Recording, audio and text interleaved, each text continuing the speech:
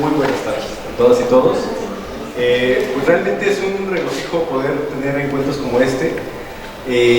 Como ustedes saben, una de las labores fundamentales de la Universidad Nacional es la difusión de la cultura y parte de esa difusión tiene que ver con la cultura arquitectónica.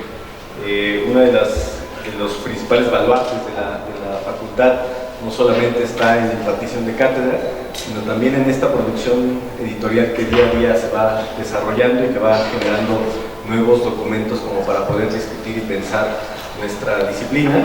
Y es por ello que pues siempre agradecemos la labor de la coordinación editorial a cargo de nuestro Lorenzo Rochacito, quien la preside y quien se ha encargado, creo yo, bajo esta línea y esta coincidencia de lo que ha marcado el director de la facultad, de poder abrir una serie de espacios de reflexión a través de las publicaciones, y nos parece que justo esta dinámica de poder también poner al alcance de todas y todos las publicaciones que se hacen en la Facultad de Arquitectura, pues permite también animar otro tipo de discusión en otro ámbito, en otras líneas de trabajo, y que de alguna manera pues, nos permite poder reconocer pues de alguna manera el interés de la Universidad Nacional por poder abrir otros temas en el horizonte de la arquitectura y en este caso de la teoría de la arquitectura.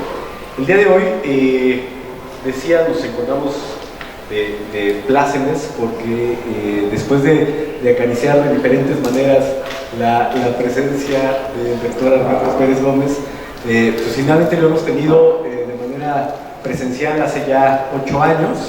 Me parece que fue un encuentro que marcó una pauta importante, sobre todo en aquel momento en el que se estaban discutiendo los planes de estudio de las 4 licenciaturas, y que de alguna manera su presencia, que fue pues bastante también extenuante, porque recuerdo que hicimos un conversatorio, hicimos una presentación, hicimos un seminario, hubo una serie de actividades muy intensas que de alguna manera abrió y reivindicó y reconcilió el acercamiento de la universidad, de la facultad, con la obra de Alberto Pérez Gómez. El día de hoy vamos a hacer la presentación, pero más que presentación vamos a hacer una charla, una plática. De hecho, por eso la idea de ponernos por delante de la mesa implica pues abrir la conversación para quienes estamos aquí participando, y sobre todo para platicar sobre pues, las experiencias, las ideas, las preguntas, las inquietudes que normalmente podemos ir construyendo a medida que vamos reconociendo en otras personas que han pensado cosas alrededor de la disciplina, y que de alguna manera en este caso pues, nos parece importantísimo poderlo compartir con Alberto. Cabe destacar que dentro de la facultad se han presentado y se han editado ya 2 libros, que seguramente algunas y algunos de ustedes reconozcan, que pesa 1.2 kilos, no sabemos, pero es una edición original, y llamado Tránsitos y Fragmentos, que son textos críticos de Alberto Pérez Gómez, y recientemente queríamos hacer pues la presentación y también el dar a conocer estas meditaciones intemporales, ensayos selectos de arquitectura, que pues finalmente viene a cuenta por toda una serie de ensayos que se han finalmente traducido al castellano por Santiago de Orduña, y pues finalmente los vemos reunidos en esta publicación. Vamos a platicar del libro también como para ir comentando cosas alrededor de él, y también vamos a platicar de otras cosas que me parece que podemos aprovechar muy bien ahora que Alberto está con nosotras y nosotros. Me voy a permitir presentar el presidio. Al final leeré la extensa biografía de Alberto, pero en la mesa, delante de la mesa, se encuentran la doctora Cristina Vaccaro, quien es arquitecta por la Facultad de Arquitectura de UNAM, es maestra y doctora en Historia del Arte por la Facultad de Filosofía y Letras de la misma institución. De 2015 al 2017 realizó una estancia postdoctoral en el Centro de Investigación en Arquitectura, Urbanismo y Paisaje, el CIAU, de nuestra facultad. en donde desarrolló estudios críticos sobre los principales textos teóricos sobre la arquitectura de los siglos XX y XXI. Actualmente es profesora de tiempo completo titular A en el área de Teoría, Historia e Investigación en esta facultad, donde imparte también la asignatura de investigación, el componente de investigación en el segundo año, y las asignaturas optativas de pensamiento crítico y estética, entre otras. Su línea de investigación son el momento estético político de la arquitectura y la crítica del concepto de habilidad. Seguramente por ahí las líneas y lo que ahora nos va a compartir la doctora Cristina va en ese sentido.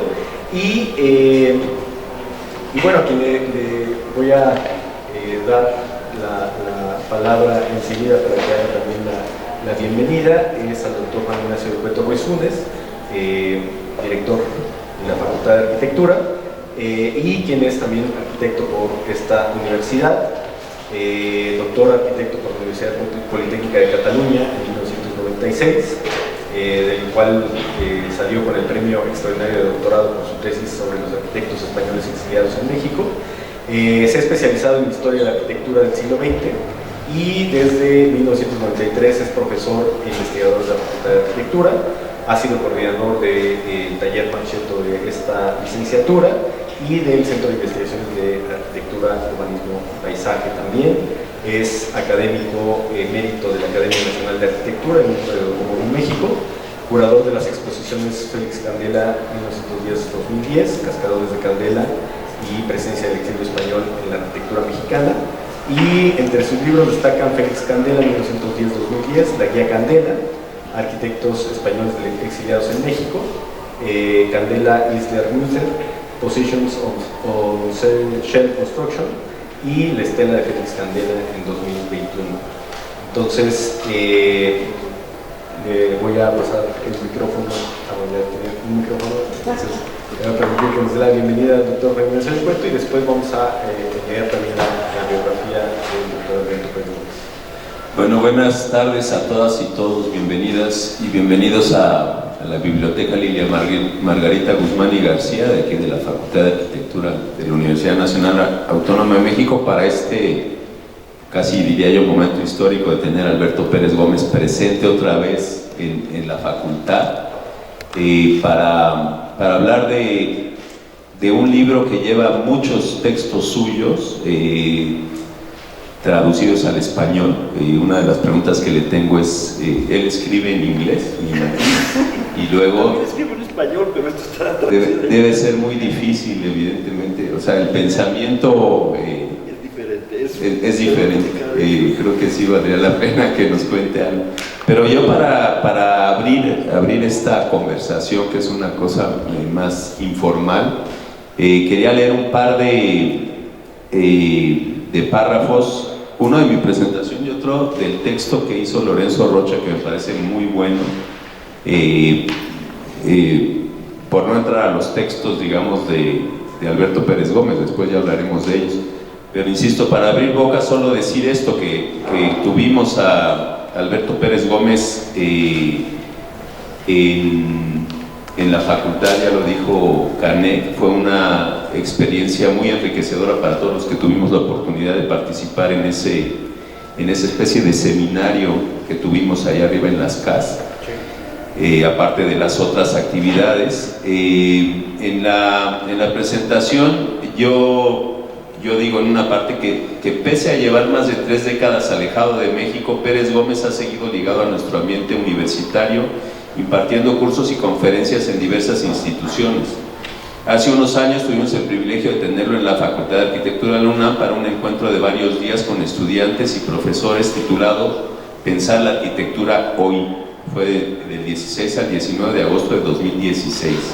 Aquel encuentro motivó que la FA publicara en español la primera compilación de ensayos referida Líneas Arriba. No puse que se metió en una lata de bombones, pero sí. Y nos pareció importante completar esa tarea con la edición del resto de ensayos reunidos en Timely Meditations, que se habían quedado en el tintero del traductor Santiago de Orduña,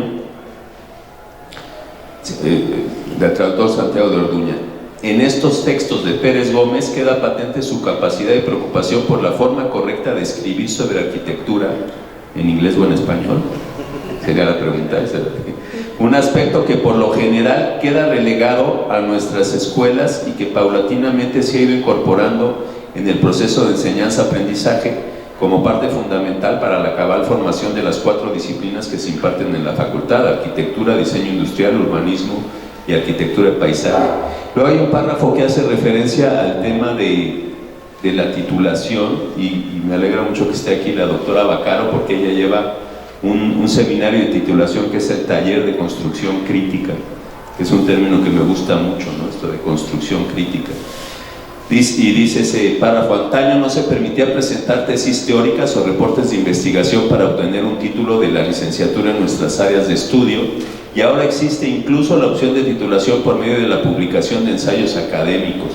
Para apoyar didácticamente esta iniciativa es fundamental poner a disposición del profesorado y del estudiantado reflexiones tan elaboradas y profundas como las que reúne este libro, con el que iniciamos un proyecto editorial en el que se publicarán otros textos teóricos de autores nacionales y extranjeros.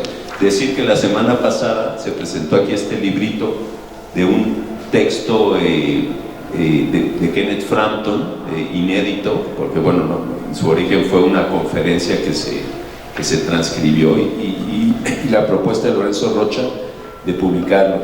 Y Lorenzo, que es el coordinador editorial de la facultad, escribió en su presentación, en la introducción, un texto que se llama Malestar en la arquitectura, que abre con una frase de Friedrich Schiller, que dice: hasta que la filosofía no consolide el edificio de este mundo, natura regulará sus engranajes con el hambre y el amor.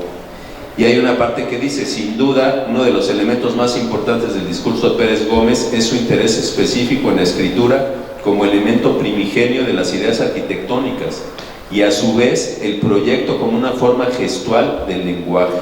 El autor considera al discurso escrito y verbal como una condición necesaria para la concepción de proyectos arquitectónicos apropiados desde el punto de vista cultural. Dos puntos y se abren comillas. El lenguaje, contrariamente a lo que generalmente creen los arquitectos, es crucial para una práctica poética y ética. Yo hasta ahí dejaría esta probadita para abrir boca. Se me había olvidado que había escrito eso. Gracias. Muchas gracias, es todo lo que quise decir. Bueno, gracias de todo por este primer acercamiento. Yo creo que no sé si cometa un despropósito al referirme a mi tiempo generacional, pero yo recuerdo que hubo un librito que apareció publicado, no sé si en el año del 98 o 99, de Edward Burian, que era Modernidad de Arquitectura en México, en donde se hacía una relatoría de diferentes momentos de la historia de la arquitectura en México, y aparecía Alberto Calach, Enrique Norro y demás, pero había una entrevista que, por lo menos a esa generación, no sé si, creo que la doctora Cristina es muchísimo más joven que yo, pero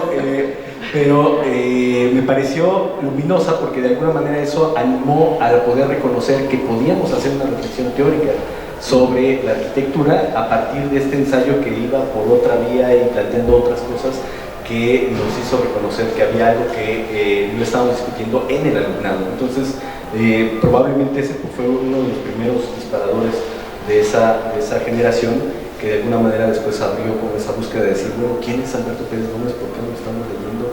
¿Qué estamos haciendo? ¿Cómo lo vamos a...? Hay un texto ahí, perdón, de Antonio Méndez Vigata. Sí, justo. Y que justo van planteando diferentes miradas de esta visión sobre lo que es la arquitectura en México. Le voy a dar la palabra a la doctora Cristina Vaccaro para que también nos pueda compartir un texto que me parece que también, cuando hablamos de esta presentación, ella planteó la necesidad de poder apoyarse en él como para poder compartir estas reflexiones. Supongo que vengo de un régimen dictatorial tutorial en el que siento que si no te traigo un texto, no hice mi tarea. Pero además, la vez que sí me sirve para estructurar, ¿no? Y abrir discusiones. Entonces, si me lo permiten, bueno, pero yo sí traigo un texto.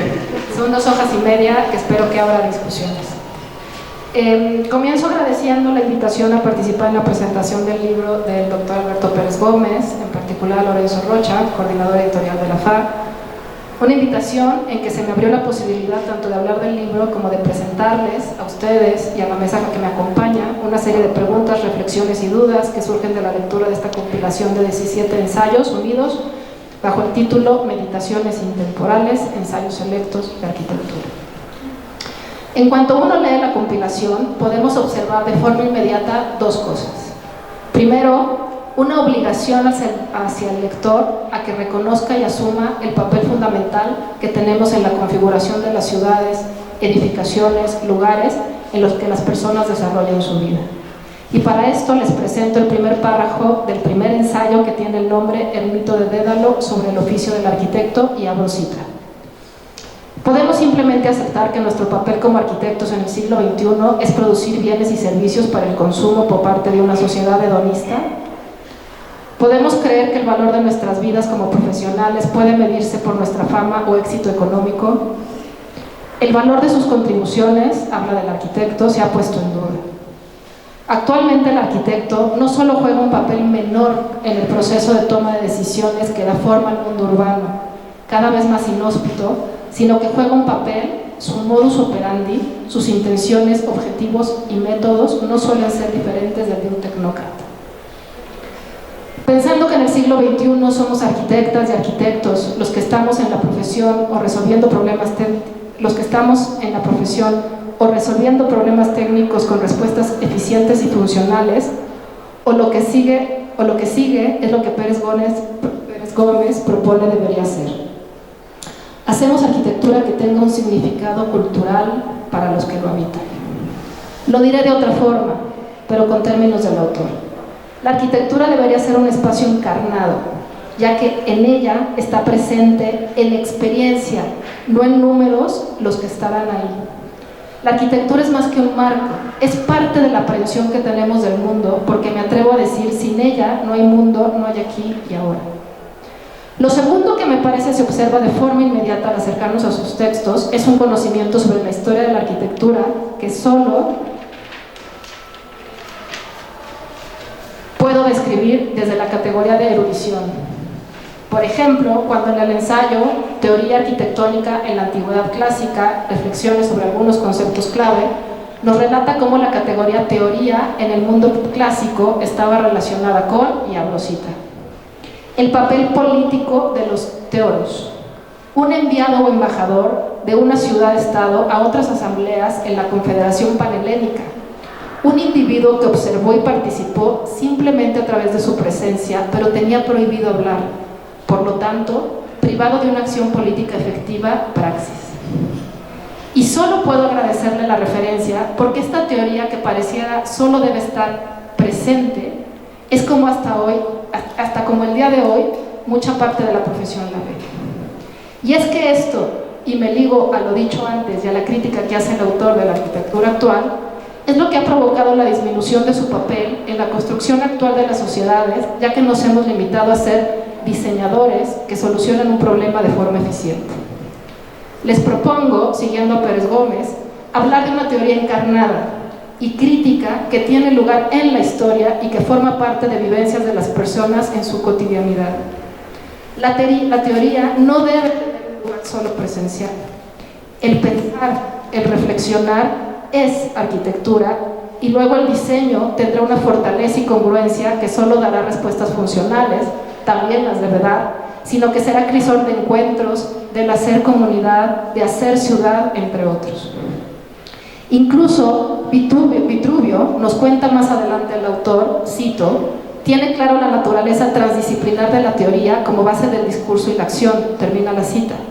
Pero hoy parece que la acción solo es accionar, en un mundo en el que solo las relaciones mercantiles delimitan el hacer arquitectónico.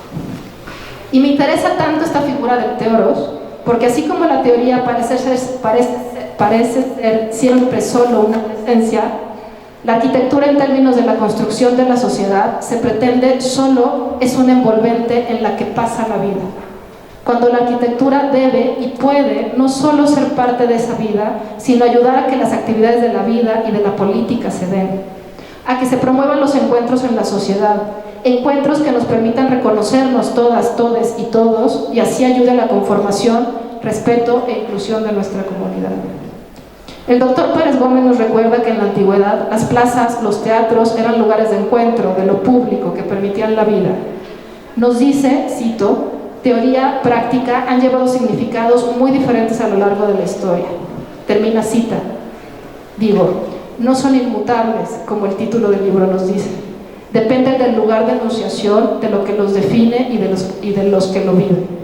Así, hay que pensar si al espacio público de la Grecia clásica podían entrar todas, todos y todes, o quienes estaban ahí, así como preguntarnos hoy si todas, todes y todos podemos estar en el espacio público. El doctor Pérez Gómez nos describe que en el mundo clásico, antes que la palabra arquitectura, encontramos la palabra arquitecto. Cito, que funcionó como un líder social, responsable en las narrativas de establecer orden en las situaciones humanas en ausencia de las divinidades. Termina cita. De nuevo, en la idea de que las categorías tienen un alcance histórico más que ahistórico, hoy me parece que más que un líder social, nos debemos pensar como crisoles, como catalizadores de fuerzas sociales y de necesidades colectivas que en un real encuentro con nuestro aquí y ahora de respuestas a habitadores, nunca a clientes, a personas. Agradezco la oportunidad de leer el libro y más la generosidad de reflexionar en colectivo preguntas que hoy en la Facultad de Arquitecturas algunas nos estamos haciendo. Muchas gracias.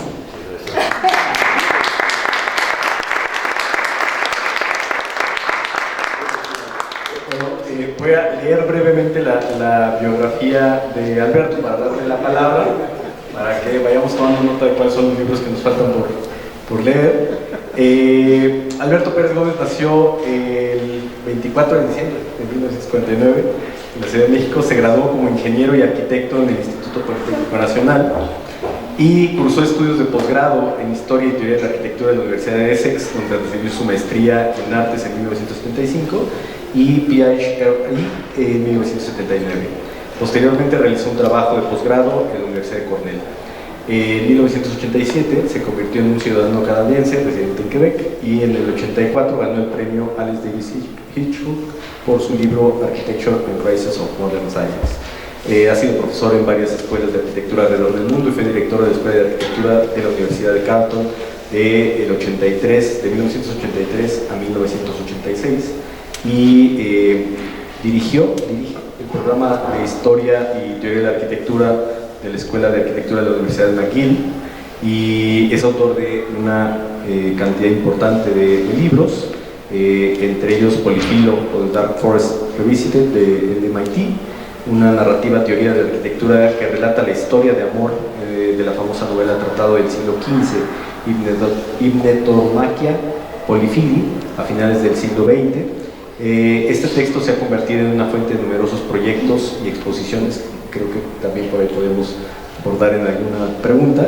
Se realizó una versión en español de este texto por la Universidad Iberoamericana y fue, junto con Stephen Parcell, coeditor de la conocida serie de libros Cora, Intervalos de la Filosofía de la Arquitectura, por la Universidad de McGill, que recoge ensayos que exploran cuestiones fundamentales relativas a la práctica de la arquitectura a través de la historia y la teoría. Con Louis Pelletier, quien también nos acompaña, que debe cantar por acá, fue coautor del libro Architectural Representation of the Perspective Hinge, en el que se traza la historia y la teoría de la representación arquitectónica europea moderna, con especial énfasis en el papel de las proyecciones en el diseño arquitectónico. Como ya habíamos dicho, en esta universidad se editan los dos libros que probablemente ya marquen esta recapitulación de ensayos y textos críticos, como el de Tránsitos y Fragmentos y el que hoy nos ocupa. Le voy a dar la palabra al doctor Alberto Pérez Gómez. Muchas gracias, Emilio, muchas gracias por todas sus gentilezas y por sus introducciones y por tener tan tan acogerme con tanto cariño. Para mí es un honor, siempre lo he dicho, venir a visitarlos. Me conmueve profundamente que ustedes tengan interés en mi trabajo. De verdad, es como un sueño para mí, siempre fue tener esta relación con la Universidad Nacional Autónoma de México. Mi trayectoria me llevó por mis propios caminos. Mi padre fue director de la ESIME, por eso acabé yo en la ESIA. Les puedo contar una bola de cosas. Y mecánica y eléctrica, sí, que es una de las escuelas más importantes del Politécnico. En fin, la vida lo lleva a uno y yo nunca regresé a México. Estuve a punto de regresar en un par de momentos, pero me quería trabajar en el extranjero como profesor. Pero muchísimas gracias por tenerme aquí. Así es que te da un verdadero honor. Quería primero agradecerle a Cristina su increíble resumen y su lectura tan particular y tan productiva de mis textos. Yo, uno de los problemas que a veces encuentro es que como historiador se entiende poco que mi manera de ver la historia es hacia el futuro. No es porque me interesa la historia por la historia misma, sino es porque yo que encuentro en esta historia de lo que Husserl hablaba, la mentalidad europea, porque es la mentalidad que nos forma, que forma nuestro mundo tecnológico. Tampoco es porque yo estoy obsesionado por Europa, es porque ahí encuentran uno las raíces de un pensamiento que luego se vuelve la mentalidad tecnológica y que es ahora global. Entonces yo eso siempre se lo digo a mis estudiantes, hay que entender esto bien. Por eso es que estudiamos estos textos, por ejemplo, que conectamos en este libro. Pero Cristina hace una lectura increíblemente productiva de ciertos momentos de estas meditaciones que permiten realmente entender a dónde nos encontramos ahora y hacia dónde podemos ir. Así es que muchísimas gracias. Eso es lo que quería decir luego. Gracias, doctor. No sé si Dino quiere comentar. Pues es que, bueno, lo que pasa es que lo que más me gustaría es oír hablar a Alberto, la verdad, pero sí me gustaría decir que entre todos 17 textos que fueron traducidos por Santiago de Orduña, a quien hay que agradecerle mucho porque es una muy buena traducción. Hay algunos libros que se leen, digamos, algunos libros traducidos que es un martirio leerlos, ¿no? Frampton, algunas traducciones de Kenneth Frampton son pavorosas, ¿no? Pero estas son, pues, o sea, se leen muy bien, es muy difícil, yo creo, lo decía un poco de broma, pero creo que sí sería interesante platicar de eso y por eso me gustaría leer un parrafito de Santiago de Orduña en su nota de traductor. A mí en particular por gustos propios, digamos, me gustó mucho en realidad 3 de estos textos, independientemente de que los demás todos tienen una carga increíble y unas aportaciones magníficas. No me animo a decir el apellido porque es en francés, pero es Charles Etienne Brisot o algo así. Analogía musical durante el siglo XVIII y los límites de la instrumentalidad en arquitectura. A mí siempre me ha traído esta relación entre música y arquitectura. Tuvimos la fortuna, algunos de los que estamos aquí, de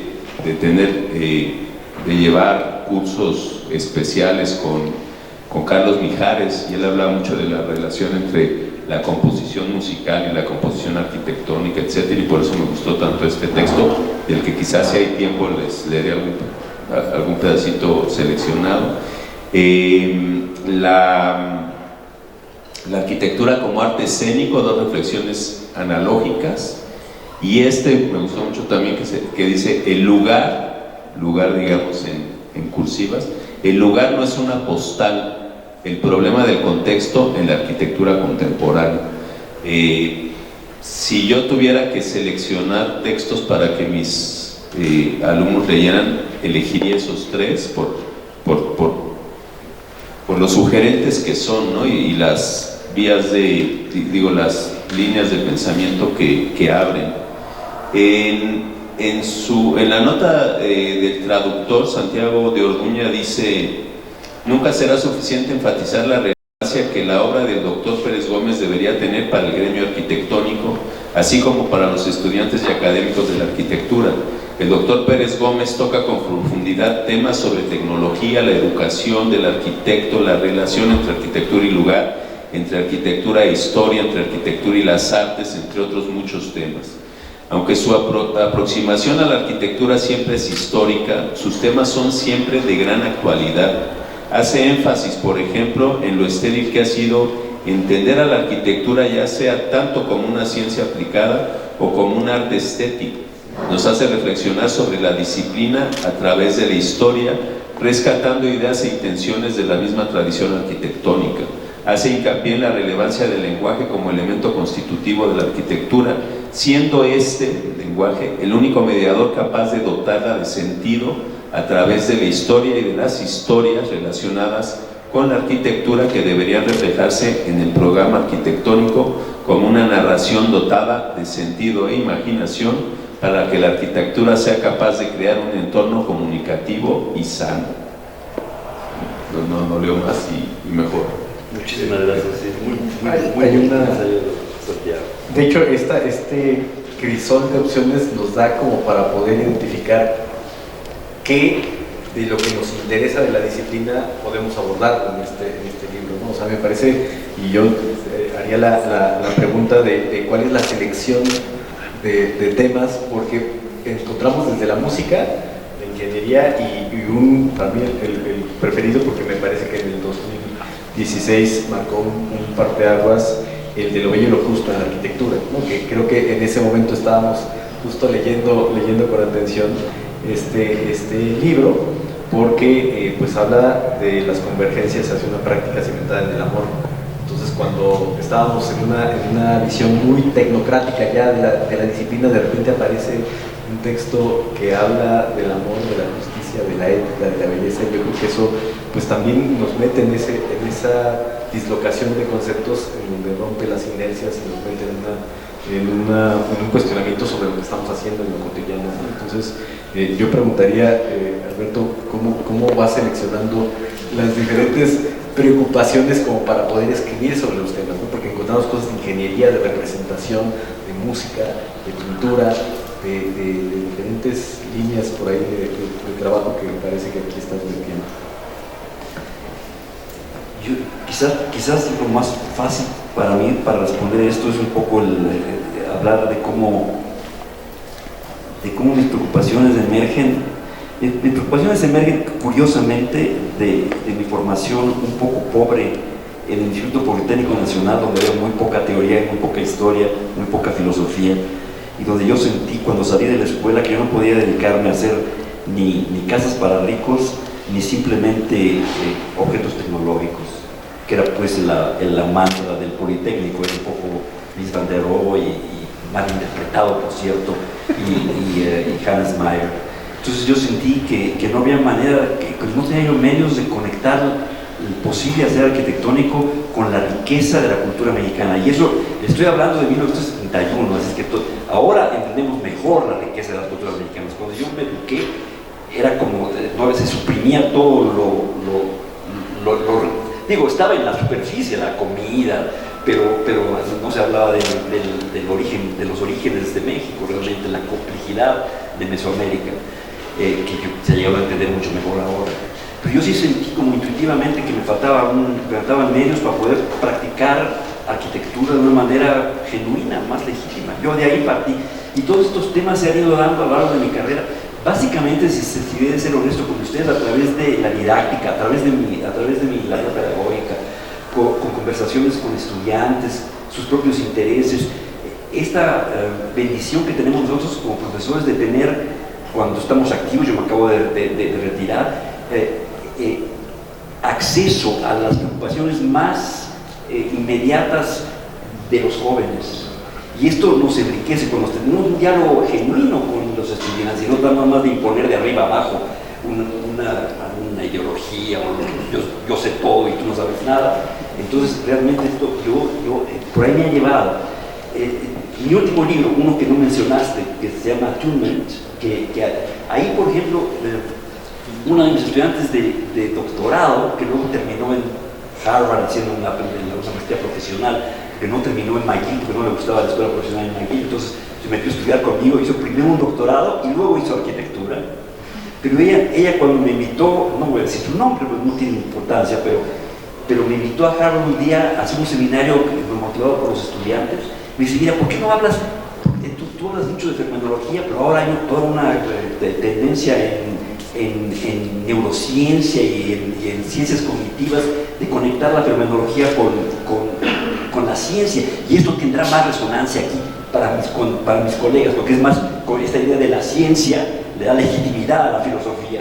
Digo, tienes mucha razón. Entonces yo me metí a estudiar y hay una serie de colegas, desde Francisco Varela, que hablan de neurofenomenología, y esto fue lo que me motivó, por ejemplo, mi último libro. Hay un ensayo ahí, creo, que refleja un poco las preocupaciones de este último libro, pero siempre ha sido así. Yo tengo que darle crédito a mis estudiantes, a mi relación realmente genuina con ellos, que yo creo que también les ha favorecido mucho.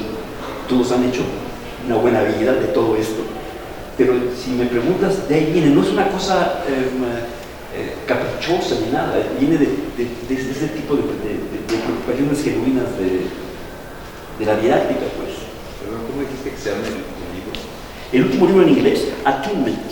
Y la traducción. La traducción sería como Sintonía. Es que sintonía. sintonía. Santiago de Reña está trabajando en traducción. Sí. Ay, que por cierto, estaba invitado hoy, pero Santiago ahora mismo está en Montreal. Está en Montreal. Sintonía. Hicieron una traducción curiosamente en rumano. Y así le llamaban. ¿Cómo se dice en rumano? Algo así como sintonía. Algo así. Sí, pero ya es que es como latín, el rumano es latín. Lengua romana. Y bueno, en estos diálogos que comentas, yo creo que el coloquio que en paralelo se ha estado desarrollando en esta facultad los últimos 3 días ha arrojado también preguntas importantes. Por ahí creo que la doctora Cristina Vaccaro planteó un tema que a mí me parece relevante y que creo que conecta muy bien con esta condición sobre la parte cotidiana en donde hemos entrado y normalmente todas las escuelas de arquitectura para cuestionar a veces por qué la historia y por qué la teoría. Entonces creo que la doctora Cristina Vaccaro tendría algo que comentarnos como para poder ligar con este tema. Sí, yo tengo esa y otra pregunta, pero la primera es, voy a parafrasearme a mí de hace 3 horas, pero siempre llevamos varios años en que yo soy invitada, y la teoría para qué, siempre me preguntan. Y yo decía, yo nunca he escuchado que alguien diga, ¿y la cimentación profunda para qué? ¿No? O las instalaciones para qué. Y entonces lo que decía en el texto es, lo digo no en pregunta, lo digo en afirmación. La teoría y la historia son arquitectura. Porque entonces pareciera este satélite que luego rodea, ¿no?, el hacer, y entonces esa sería una pregunta que me parece que te gustaríamos hacer. Y la otra que yo te quería preguntar es, cuando me pasaron el libro y vi que se llamaba Meditaciones Intemporales, no sabes lo nerviosa que me puso, porque yo creo en la historia.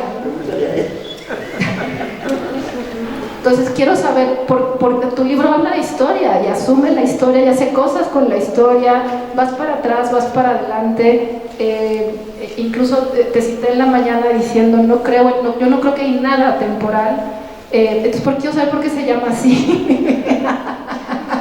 Es distinto. Es un poco irónico, pero la decisión fue de él.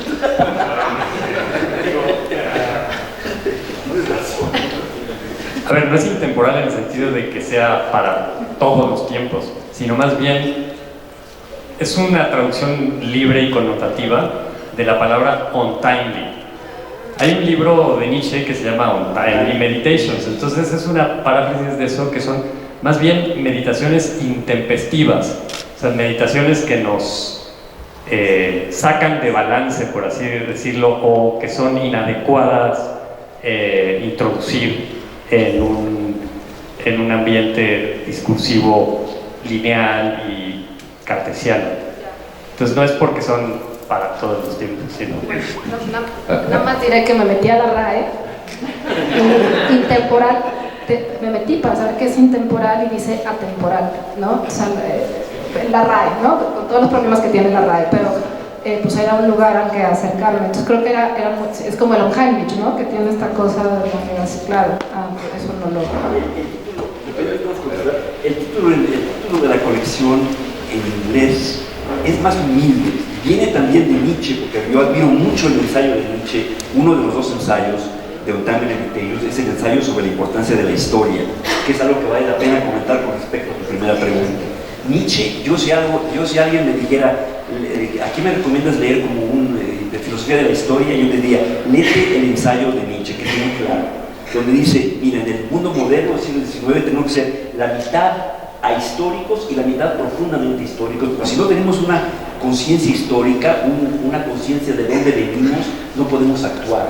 Porque como no tenemos una cosmología que compartimos, mucho menos ahora, donde hay gustos diferentes, cosmopolitas, lo único que tenemos es donde hemos estado. Entonces tenemos que reconstituir, lo dice también Agamben, nuestra relación con esta condición, lo que hemos hecho como seres humanos, y hacérnoslo nuestra tradición para poder actuar hacia el futuro.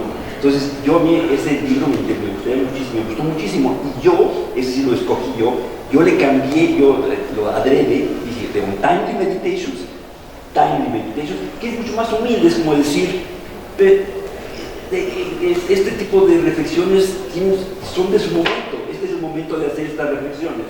¿Sí? No quiere decir nada más. ¿Puedo decir otra cosa? Sí, claro. No conozco el texto de Nietzsche, lo voy a buscar, pero cuando yo leí, no lo leí todo, me disculpo, pero gran parte de lo que leí me recordó también la melancolía benjaminiana. Ajá. O sea, tienes una mirada, pero vas hacia adelante, no te quedas ahí, ¿no? Y este libro creo que y además también a lo largo de los ensayos hay un cambio. Por ejemplo, lo voy a decir, en los primeros ensayos habla de arquitectos, en los últimos habla de arquitectas y arquitectos. Entonces me parece muy interesante que además a lo largo del libro se ven diferentes momentos y de diferentes miradas. Eso también me pareció interesante. Por eso más a mi favor que no es atemporal, ya entendí de dónde viene el término, pero... A mí me gustaría agregar algo que no estaría de acuerdo con la RAE, porque atemporal es sin tiempo e intemporal es que no tiene una ubicación en el tiempo, pero no quiere decir que no tenga el tiempo. Yo tampoco estoy de acuerdo con la RAE casi nunca, pero pero sí creo que eso hubiera, no sé, que quizá para entender los textos de Pérez Gómez habría que haber ubicado, de Alberto, bueno, lo digo de Pérez Gómez porque en el futuro que lean esto dirán que Pérez Gómez de Alberto, que hubiera valido la pena ubicar en qué años se escribieron, ¿no? O sea, no sé si unos son antes y otros son después, si son consecutivos. O sea, es que lo estoy buscando entre las 784 notas que hay aquí. También la verdad es que, mira, uno se repite mucho. Yo siento, yo me acuso de haberme repetido mucho toda mi vida. Entonces yo estas cosas las he reescrito, la reescribí una vez más para la colección en inglés, pero habían sido escritas anteriormente, entonces no sé realmente. Sí, digo, claro. Cuando dices una sinfonía de Beethoven, sí importa cuando la hizo, pero esto... Bueno, ya abrí otro texto que me gustó mucho por la admiración que le tengo a quien está dedicado, la arquitectura crítica y poética de John Hechtwood. Yo trato de explicarle a mis alumnos que Hechtwood fue el que gestó, el que creó la Cooper Union, ¿no? Con esta idea de una visión distinta de la arquitectura, y entonces dice eso, el trabajo de John Hechtwood como arquitecto, autor y maestro está sin duda entre los más significativos de nuestro tiempo. Casi nadie sabe quién es John Hechtwood. ¿Cuál es la pronunciación? Es checo. Transformando desde dentro de los términos de una utopía a menudo muda y sin sentido de la arquitectura modernista, aquí debía decir de la arquitectura moderna, yo creo, pero sin involucrarse en futiles evasiones nostálgicas, sus obras han tenido una profunda influencia en arquitectura en arquitectos y educadores, particularmente en aquellos que a través del estudio y la práctica hemos reconocido la crisis del significado que ha afectado a nuestra profesión desde el siglo XIX. O Gracias. Gracias. Yo recojo un poco de la observación que hacía Cristina, porque me parece que hay un tema que sí tiene que ver con el tiempo. Ahorita me gustaría que también Lorenzo nos comentara algo que a mí me parece que es bien interesante, que ahora estamos reconociendo en un texto, en una edición, en un libro, que al final habla de que no se utilizó ningún recurso de inteligencia artificial. Entonces ahorita creo que me gustaría un poco también hablar de la edición, porque me parece que esta idea de las notas, las referencias y demás también habla de un universo que tiene que ver con cómo se lee también un texto, no solamente a partir de la traducción, sino a partir de los temas. Pero me parece interesante no solamente las referencias, sino también los temas que se van generando. Me parece que en el arranque tenemos temas muy concretos, preocupaciones muy específicas, muy puntuales, y poco a poco vamos viendo cómo se van abriendo los temas en los espectros que pueden ser mucho más abstractos, mucho más complejos. El tema de la neurofenomenología me parece que abre un escenario mucho más complejo, que no necesariamente incluso implica la profesión.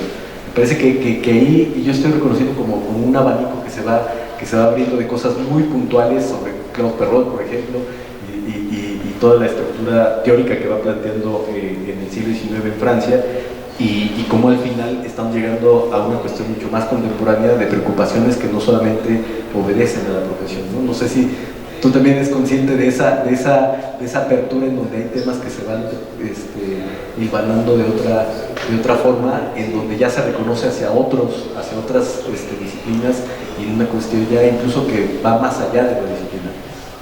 Sí, bueno, definitivamente, yo como te digo, las preguntas se van generando a lo largo de la trayectoria de uno, pero yo sí siento, una de mis preocupaciones es tratar de entender ¿cómo diríamos? El ámbito de la disciplina, ¿sí? Porque muchas veces por estas aberturas también se falsifican las relaciones. Por ejemplo, si a alguien le interesa la filosofía y empieza a extrapolar de una manera muy simplista o incluso falsa ciertos conceptos de la filosofía hacia la arquitectura, como los dobleces de Leibniz, ¿sí? Este tipo de cosas.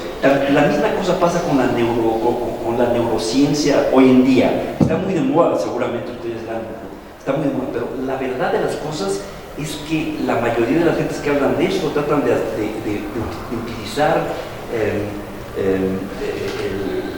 este tipo de mediciones del comportamiento humano para tratar de dictar el diseño, que es un absurdo total.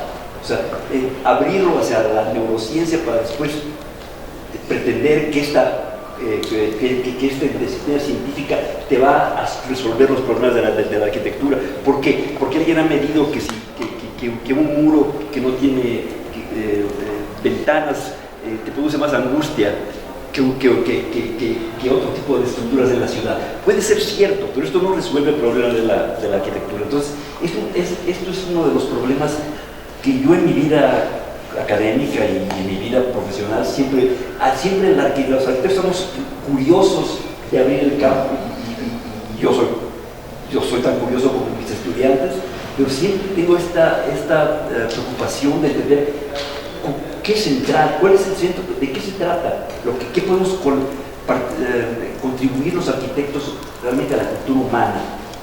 Y para eso la historia me sirve mucho, porque ahí se entiende muy claramente cómo la arquitectura ha contribuido a una, ¿qué diría yo?, a una salud psicosomática, porque los seres humanos tenemos una dimensión espiritual. Yo no voy a la iglesia, pero yo sí creo que tenemos una dimensión espiritual. La arquitectura siempre ha estado metida en estas cosas. O sea, negarlo para mí me parece una tontería. Y entonces de ahí viene que me interesan este tipo de cosas como la neurofenomenología, pero por otro lado, mis conclusiones regresan a este asunto de cómo la imaginación humana pasa a través del lenguaje, y cómo quizás a través del lenguaje podemos modular esta percepción que tenemos de cómo la conciencia se nos da en un lugar arquitectónico. Y ahí es donde es bien interesante estas reflexiones de neurofenomenología que si tú quieres,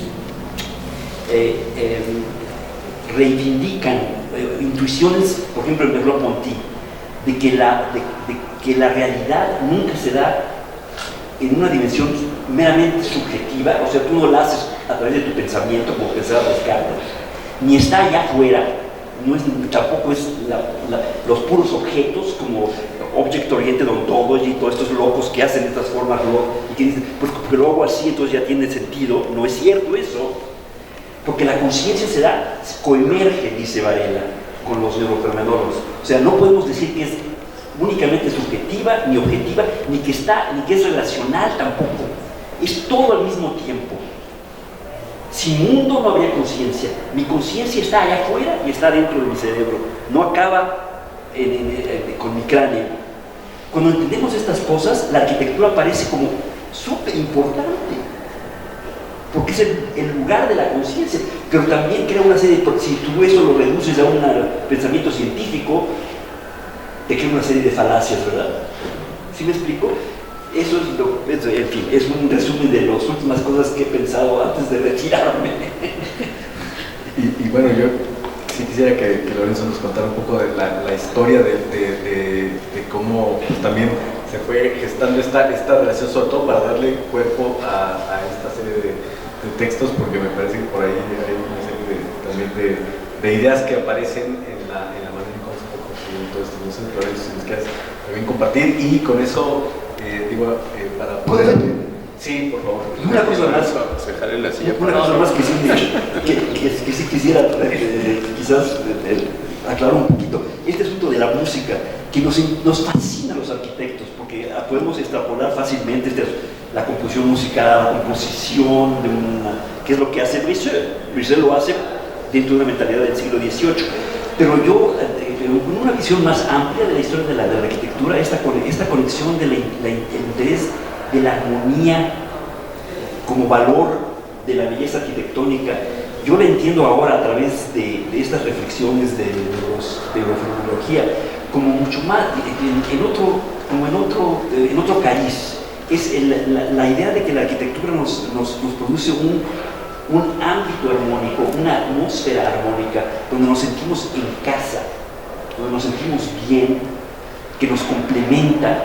Es algo así como la música nos complementa, pero yo no creo que sea realmente tan bueno hasta tratar de hacer estas extrapolaciones como en el siglo XVIII, ¿sí? O sea, yo diría, porque lo mencionaste, por eso quisiera es fabuloso este asunto de la música y la arquitectura. No, a mí me rebota al trabajo de Yanis Xenakis, ¿no? Compositor y arquitecto, claro. Que de alguna manera también intentó traducir, creo que sin mucho éxito, pero quizá claro, en los partesoles de la Tourette, ¿no? Sí, pero sí, o el pabellón el pabellón Philips, ¿no? Sí, Philips, sí. Que le conocieron.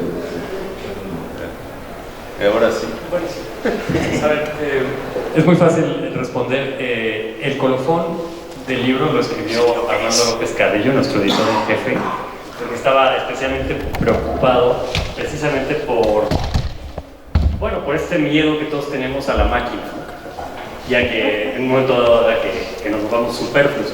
Pero quiero decir, entonces no tengo realmente una explicación, porque no soy el autor del colofón, pero muy poco tiempo después de escribirse ese colofón, tuvimos un encuentro, Alberto Pérez Gómez, Santiago de Orduña, Juan Villoro y yo, en la Feria del Libro y la Rosa de Jalapa. Bueno, Alberto por vía remota. Y la nota en el diario de Jalapa, reseñando esa presentación, tiene un encabezado muy interesante, dice, preguntando: ¿la arquitectura está en riesgo por la tecnología? Autor llama, entre comillas, a salvarla. A la arquitectura. Bueno, nada. Digo, no sé si quieras comentar eso, pero también me gustaría que los estudiantes pudieran opinar. Sí, con esto abrimos esta conversación. De hecho, el hecho de que estemos de este lado de la mesa significa como esta idea de poder compartir las preocupaciones, las ideas, las inquietudes, porque pues por ahí seguramente en la práctica cotidiana de todas y todos quienes estamos aquí y quienes estamos en la universidad, pues eso implica pensar las cosas desde diferentes ámbitos. Entonces no sé si alguien quisiera hacer algún comentario, alguna pregunta, como para poder abrir la conversación. Entonces arrancamos por aquí y luego por allá. Algo muy breve. Habían comentado que la arquitectura es historia, es teoría, música, pero la arquitectura es seductora también. Más que una pregunta es agradecer los textos, sobre todo las referencias a la antigüedad clásica. Estoy enamorada con la antigüedad clásica. Habla un poquito más fuerte para los demás también.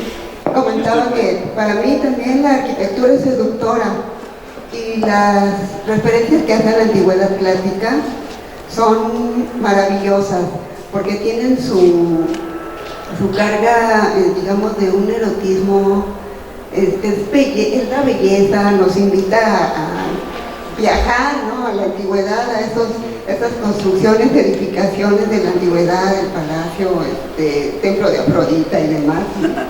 Y digo, bueno, yo agradezco, más que una pregunta es agradecer esos textos, ¿no?, porque sí, para mí es muy bello, muy bello todos los textos, sobre todo, o sea, todos son maravillosos, pero los que hacen referencia a la antigüedad clásica, o sea, son muy seductores, son muy interesantes y encontramos ahí precisamente los fundamentos de la teoría arquitectónica. Absolutamente. Muchas gracias. Buenas tardes, solamente me llamó la atención un comentario, me tocó participar en la edición del libro con relación a la atemporalidad o la intemporalidad de lo que contiene. Hay un ensayo en particular que se llama La arquitectura alquímica de Fray Luca Pacioli, y este ensayo aborda los sólidos platónicos, sobre todo en su obra de Divina Proporzione, y precisamente ese nivel geométrico, el de Platón, es atemporal y es intemporal. Un octaedro será el mismo desde la prehistoria hasta pasados los milenios. Es una abstracción, una figura completamente abstracta. Son solo 5 poliedros regulares. La inteligencia artificial no nos va a regalar un sexto. Es lo que es y siempre ha sido, o sea, es como inmutable. Cuando habla este hombre de la quintesencia, etc., sumándome a Silvia, que también aprecio la cultura clásica, esta cultura renacentista me sorprendió el ensayo gratamente. Es un tema que me apasiona a mí, el de las proporciones, y esta historia de Fray Luca Pacioli con relación a la arquitectura, bueno, me ilustró muchísimo. Muchas gracias. Sí. Te agradezco muchísimo. Me encanta encontrar a alguien que tenga que comparte estas obsesiones. Esto de Luca Pacioli, yo creo que salió porque en un momento dado se iba a dar una traducción al inglés del texto de Luca Pacioli y nunca se dio. Entonces, de tanto esperar, yo acabé escribiendo el ensayo, porque yo tenía un texto en inglés para tener en mis seminarios y hubo una promesa de traducción. Está en español, esta edición creo que es rosada, me acuerdo, un libro muy feo. También, pero y está en alemán y está en otros idiomas, pero nunca ha estado en inglés. Por alguna razón nunca se ha traducido al inglés. Entonces, esa fue la motivación. Y ahí es donde me encontré estas relaciones con la alquimia y es súper interesante. Sí. Buenas tardes a todos. Bueno, es un gusto estar aquí. Quisiera yo preguntarle por un libro que a mí me tocó mucho, ¿no?, que es El sueño de Polifilo. Y bueno, tuve una clase en Madrid sobre la arquitectura de los jardines, ¿no? Y ese libro fue como una base para entender los jardines renacentistas, ¿no?, por todos los viajes que va narrando Polifilo y las transformaciones y metamorfosis que se va encontrando, ¿no? Y ahora que lo digo, me parece que eso pasa también en su pensamiento, ¿no? O sea, esta parte abarcante que se transforma y que cambia y que muta, es creo que algo evidente en la variedad de sus textos, que es amplísima, ¿no? Ahorita en este vuelo de pájaros sobre el contenido del libro, ¿no?, como bien señalaron, ¿no?, primero hay como figuras muy puntuales, ¿no?, y las visiones sobre ellas, pero luego hablamos de algo más como evanescente o inmaterial, ¿no? O sea, no sé si lo ha detectado usted así. Y quisiera quisiera preguntarle un poco por qué decidió hacer una reinterpretación, ¿no? de un libro de 1499. ¿Cómo fue eso, ¿no? Aparte de la forma en la que lo hace, una forma completamente moderna, estudiada. Eso me gustó. Y nada más otra nota, creo que la escritura del libro me recuerda mucho este proceso que hacía José Emilio Pacheco con la poesía, ¿no? O sea, Pacheco hacía un poema y cuando lo tenía que editar lo volvía a escribir. Entonces es muy complicado, por ejemplo, para los editores congeniar o ver cuál es la última versión del poema de Pacheco de tal libro, ¿no? Y no sé, espero que no sea así de complejo esta vez, pero me invita a que es un proceso de pensamiento cambiante y constante, ¿no? Gracias, Alberto. Bueno, primero, muchas gracias por la relación con Pacheco. Ojalá y algunos de mis textos tengan resonancia poética. Sí, eso es un gran elogio. El asunto de Polifilo sí tengo una respuesta bastante clara. Cuando yo empecé a enseñar la historia de la arquitectura a través de los textos, uno de los que faltaban siempre era la hipnotomagia Polifili. Todo el mundo habla del Renacimiento a través de Alberti, Palladio, todos los, pero nadie, por lo menos cuando yo empecé este asunto, nadie hablaba de hipnotomagia Polifili. Ojalá y algunos más hablen hoy. Pero yo me encontré que este era un texto muy importante. En aquel entonces había una sola fuente secundaria que era de una psicóloga discípula de Jung, que hablaba de la hipnotomagia Polifili a través de una óptica junguiana. Entonces esto me interesó mucho. Yo encontré el original en nuestra biblioteca. Empecé a leer. Entonces esta idea de que había alguien en el Renacimiento que entendía la arquitectura de una manera mucho más lúdica, que entendía que el asunto de la arquitectura era erótico y no era así como cuadrado y aburrido como a mí me lo habían presentado, que Alberti. Digo, Alberti, por cierto, es mucho más complejo y mucho más interesante que esto también, ¿no? Alberti no es nada más este texto de arquitectura que nosotros conocemos. Hay otras dimensiones de Alberti que también son mucho más interesantes. Pero esto lo encontré después. En fin, la respuesta, pues, mi fascinación con la hipnotomagia fue primero recuperar el texto y tratar de escribir un ensayo, que es el origen del que está en el libro, creo, donde yo trataba de resaltar la importancia del texto en el canon de la teoría de la arquitectura occidental, que hay una dimensión erótica clarísima, que lo que se trata es realmente de seducir, ¿sí? no de hacer composiciones al siglo XVIII, como es la estética. La monja desnuda no debe de seducirnos, es una composición y hay una distancia estética. Esto es puro cuento no sé quién inventó esas cosas, Kant o no sé quién en el siglo XVIII. La verdad es que hay seducción y este libro es fundamental para entender esto. Entonces primero fue eso, una preocupación, si quieres, académica, y después me fascinó tanto, me obsesionó tanto la historia que traté de hacer mi propia.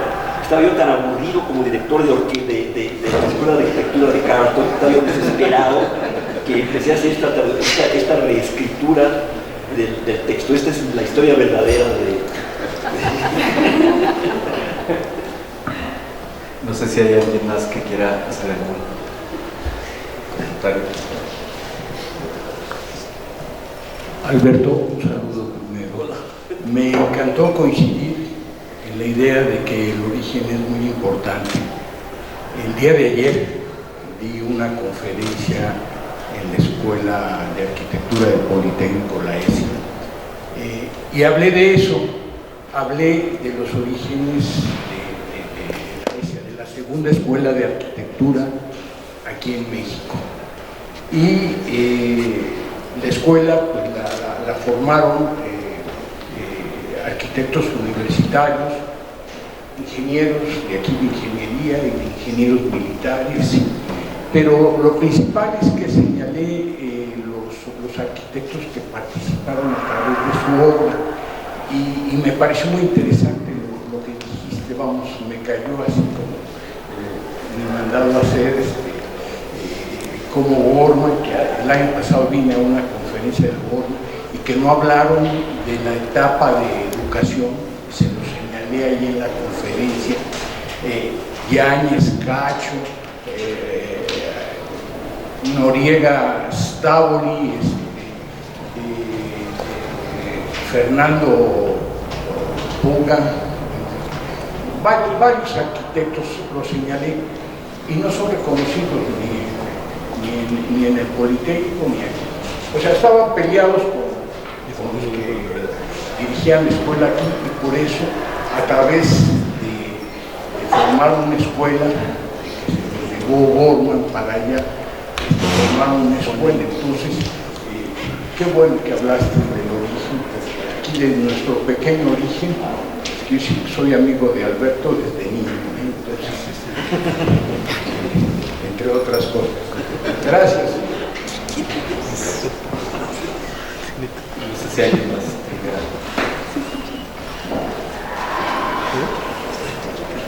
Hola, buenas tardes.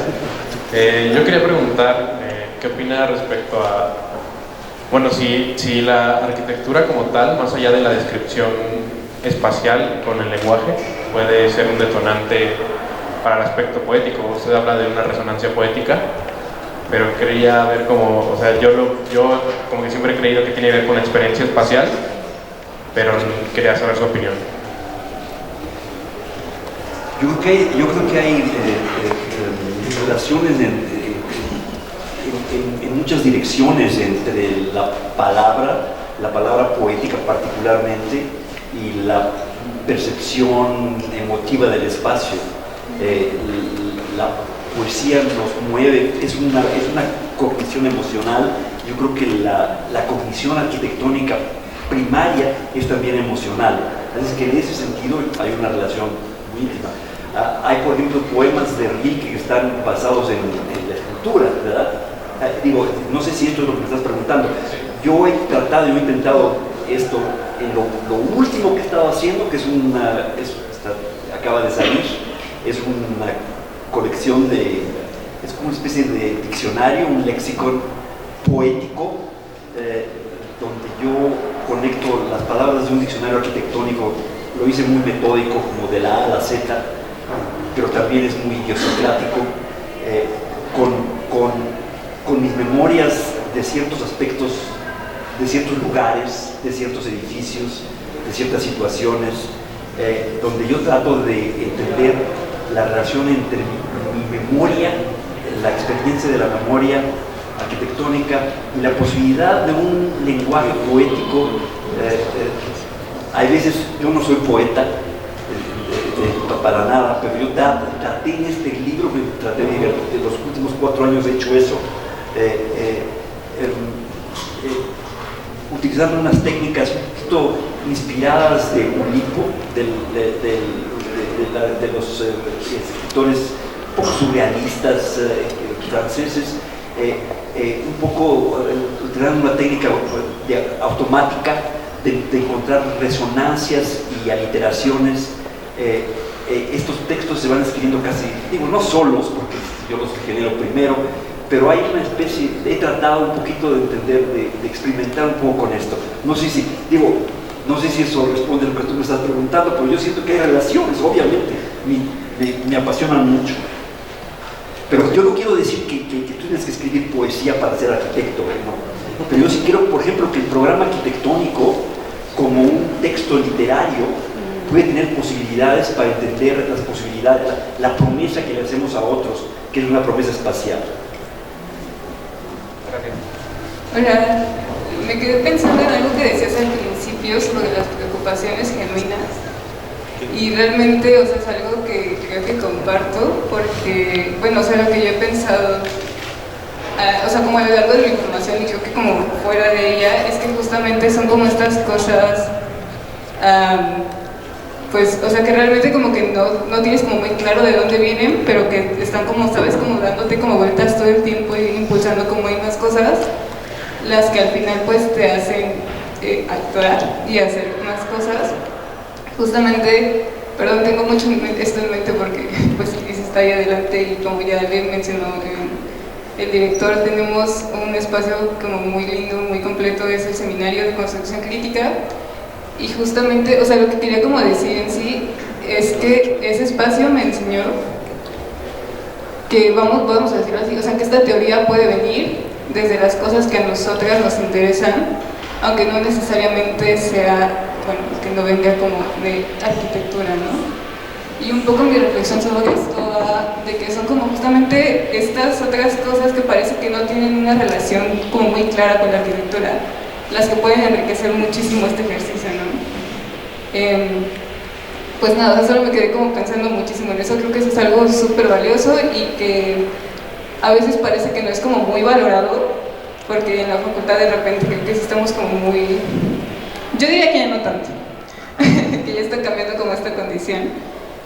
Pero pienso que si de repente como que escuchamos como más esas preocupaciones, que, o sea, son personales, pero yo pienso que también son colectivas, o sea, que las compartimos, pues justamente como que este ejercicio, llamemos de arquitectura o no, pero que viene desde aquí, que se está formando de la Facultad de Arquitectura, pues puede enriquecernos, ¿no? Arquitecta o no arquitecta. Gracias, pues. Yo estoy completamente de acuerdo contigo. Yo algunas veces a mis estudiantes siempre los incitaba a sus propias obsesiones, porque la arquitectura al final de cuentas tiene que ver con la vida.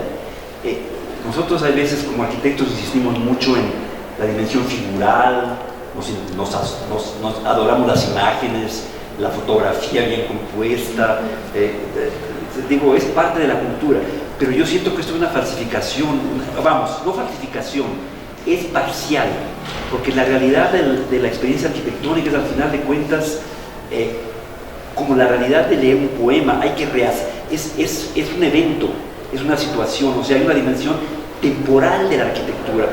Uno entiende la arquitectura como el edificio, o cuando tiene un poquito más de sentido histórico, también puede ser un evento, por ejemplo, escenográfico.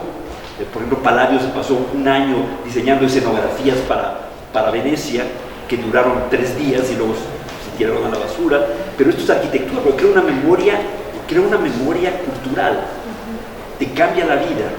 Si nosotros tenemos muchas veces una definición muy miope de lo que es la arquitectura, es nada más el edificio, lo constructivo, es mucho más. Y esto es lo que nos da la historia también. La historia nos demuestra que los arquitectos han hecho mucho más que eso. Han hecho jardines, ahora le llamamos arquitectura del paisaje, pero esto es arquitectura. Digo, la arquitectura de Versalles no es el palacio, es todo el jardín con toda la mitología y las festividades y todo. Creo que es elitista, claro, hay muchos problemas que podemos platicar, pero esto es la arquitectura no es nada más el edificio. Entonces lo que tú dices tiene que ver con eso, y también otro aspecto que quisiera yo insistir y que es parte de mi discurso, y es un reto, yo siempre siento que es un reto a cualquier arquitecto, incluyéndome a mí, es que la imaginación, dice Paul Ricoeur, es fundamentalmente lingüística.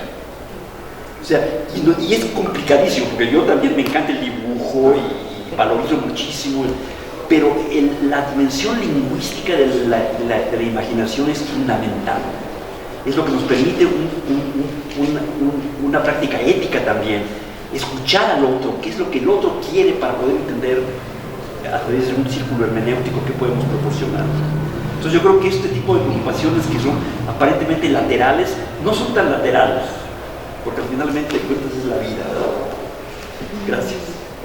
Pero voy a tomar el micrófono y después lo vuelvo a soltar, pero porque me tengo que ir aquí al lado al Teatro Estefanía Chávez Barragán, donde a las 6 inicia la clausura de la Cátedra Extraordinaria Federico Mariscal 2024, es la 10ª sesión que viene a darnos Isadora Hastings y cooperación comunitaria, pero quería hacer referencia a algo que comentó antes Emilio Canek, que es la edición del libro, felicitar al equipo editorial, a la coordinación editorial, a Leti Moreno, y a quien... Sí, porque hay decisiones aquí que parece que no, pero el hecho de mandar las 784 notas al final y agruparlas por cada capítulo, digamos, por cada texto, pues es es un trabajo muy grande, muy importante. Y también felicitar, bueno, creo que es muy bueno el colofón, el cierre del colofón, que dice: en su composición se emplearon las fuentes Meriwether-Light y Lato y no se utilizó ningún recurso de inteligencia artificial. Está muy bien. Ahí está Armando, ¿no?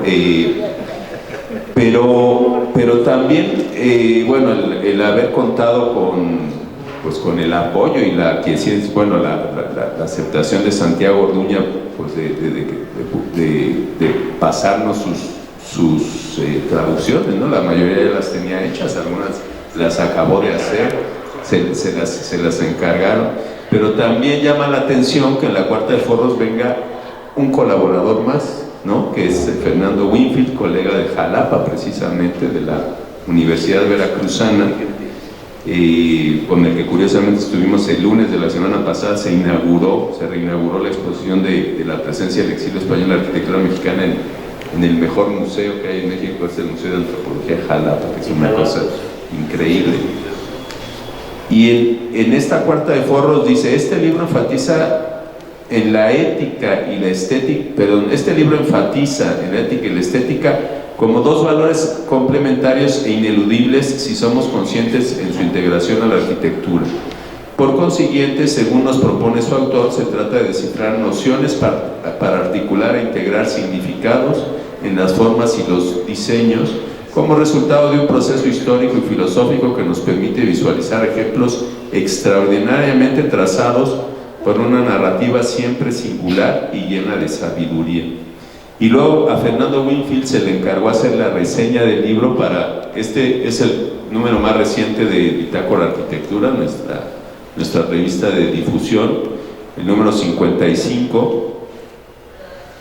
En la última parte, que vienen las reseñas de publicaciones, el cierre, bueno, hace la reseña el mismo Fernando Winfield, y dice: a manera de colofón hay que hacer notar la enorme pertinente oportunidad de publicar Meditaciones Intemporales por sus aportaciones destacadas a favor de un mensaje en la esperanza y el respeto que caracterizan al teórico Alberto Pérez Gómez, acaso dirigidas primero a quienes se encuentran en el proceso formativo de la arquitectura, a favor de un sentido crítico, humano y esencial por su generosidad al compartir con instituciones mexicanas y un público lector en español este rico semillero de conocimientos para seguir impulsando y animando una teoría de la arquitectura viva, esencial, abierta a un campo de discusiones y nuevos desarrollos cognitivos.